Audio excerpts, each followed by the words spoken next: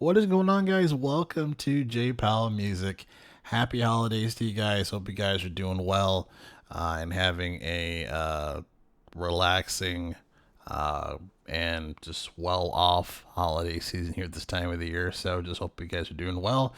Been a little bit since I've done a video just because since it is the holiday season for a lot of us, it's a lot of running back and forth, getting different things done, seeing different families and whatnot, so whole thing.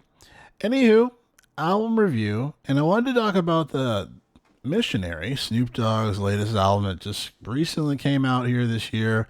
I haven't seen a whole lot of people do a review on this album. I know people are starting to, release the full thing on their YouTubes or whatnot, but no one's really talked about the album as far as for they like it, they don't like it. So that's what I'm here to do. Just kind of finished listening to most of it. So I feel like I have enough to give a critique or, thought there. So as far as for obviously this is called Missionary because, the previous album that was like 30 plus years ago was Doggy Style, which Dr. Dre produced, helped produce that, or produced that. And he produced this one as well. I'm not sure if he produced the entire album. I'm getting some mixed messaging online. Dre said that he produced the album, and then I also see things where he produced, like, he made 3 of those beats, but he did some mixing and mastering for some other songs. So, but he was all, his hands were over it, his hands were over it. So, definitely rest assured, Snoop Dogg does still got it, still has the rhymes. Um, dare I say that did he write all of his own lyrics? I don't know, but these are fun songs. These are fun songs, right? And this album, I think what it does best is its commercialization as far as releasing the album and making it where it can be played everywhere, played on the radio, even though people listen to the radio anymore, but just through the streaming algorithms. I think the biggest thing is going to be sync licensing, right? You're going to probably see this in many like movie trailers or Netflix stuff or, all the streaming platforms. Sync licensing is going to be a huge deal for this, right? And the album definitely has that type of approach, right? This kind of fun, upbeat, as it should, right? It's a hip hop album, but fun, upbeat thing. And yeah, it's a fun time. It's a fun time listening to it. It's funny. I was having a conversation with one of my co-hosts for the Gamers for Life podcast, the Gamers Number 4 Life. I do one of my many other podcasts that I have. It's technically at G4L Podcast. If you're a gamer, if you're curious about talking about games, gaming news, things of that nature. I was talking to Church specifically, who's one of the hosts on there, or one of the co-hosts on there, and he was like, "How does it compare to?" He's like, "I think this is better than GNX," and I said, I don't know if you can compare this. It's because this is a very different type of album, right? This is very much like an upbeat, fun listen to track or songs, collection of songs that you hear in like a club or whatever.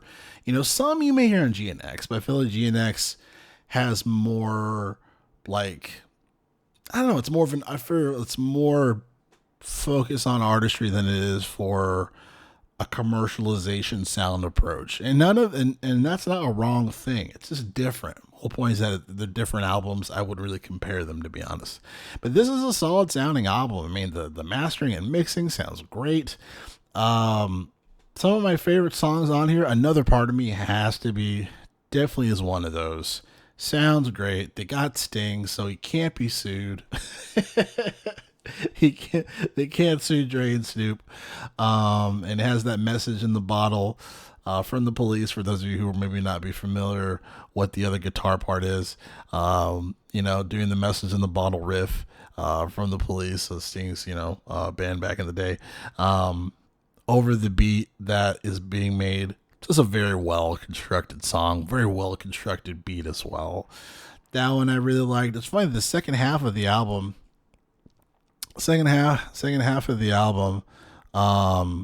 is I think it's better than the first half, to be honest with you. I think those songs really hit, so Another Part of Me, Skyscrapers I really liked. I really enjoyed Method Man's bars there. Gun and Smoke was dope. Gun and Smoke was really dope. Shout out to Coco Sarai, by the way. She kills it on these features. I think she's featuring 2 of these songs, maybe 3, but she does a great job. Gangsta Pose, probably my favorite one after Another Part of Me. I think Gangsta Pose is just a really well put together album or song as well. Really well put together song. Yeah, I just think this second half, I think really digs in, a lot better. But I mean, it's a fun album, man. It's a fun album. I can't really hate it. It's a pretty fun project. Definitely fun to, think, again, you listen to it in a party, in a club, sync license. You're gonna hear it on commercials. That's just how the push out is for this. But I think it's a good album. It's not a bad album by any stretch of the imagination. So I recommend it. I don't know what people were expecting. You know what I mean? But I thought it was solid. I thought everyone was put in really well as far as for the features. But yeah, Another Part of Me. That's it. That's the song. That is the song right there. So anyway, that is my take. I know it's not super crazy, super deep in depth, but it's a good album. Yeah, if you want to listen to some dope beats and dope track, good time, fun stuff, definitely check it out. But again, J-Pop Music. I'll catch you guys next video. Thanks a lot.